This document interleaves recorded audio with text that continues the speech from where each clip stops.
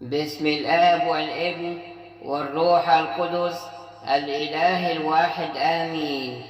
ابني الغالي ما تقلقش، سأعطيك أكثر من كل توقعاتك. افرح يا حبيبي، فأنا أهتم لأمرك وأحبك للمنتهى. أنا هو أمس واليوم وغدا، مهما طال الزمن لابد أن سيأتي يوما ما وتفرح فيه وتحقق حلمك وتنسى تعبك ويفرح قلبك. اوعى تخاف، ثق بي إني قادر على كل شيء. قريب هتشوف التعويض الذي لا ينطق به. خليك واثق في مشيئتي وتدبيري، فكل تأخير هو لخيرك. فلا تكن إلا فرحا يا ابني، لا أهملك ولا أتركك. أنا معاك، معينك وقوتك. صدق يا حبيبي إن الوقت جاي، حتى لو شايفه بعيد عنك، لكن قرب يا ابني وهنعم عليك بالبركات والتعويض الذي لا يعبر عنه. ثق إني لا أتركك، جايلك بفرحة تغمر قلبك وتفرح أيامك.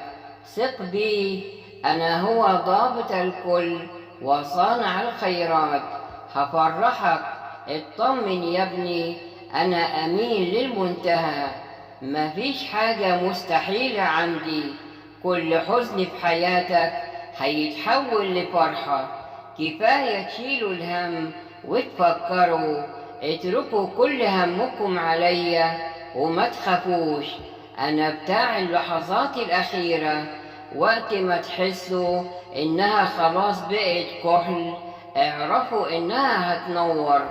خليكم متأكدين إن عمري ما هتخلى عنكم حتى في الضلمة. أنا هو القادر على كل شيء. لا تخافوا، هيجي اليوم اللي هحقق فيه وعدي وتمتلئ حياتكم أفراح لا تنتهي. ثقوا في محبتي، فلن أترككم أبدا. أنا حاسس بيكم وشغال لخيركم وفرحكم. ما تخافوش، أنا الله القادر على كل شيء. أنا السند والمعين، ومحبتي لا تتغير. هفتح لكم كل الأبواب في وقتها.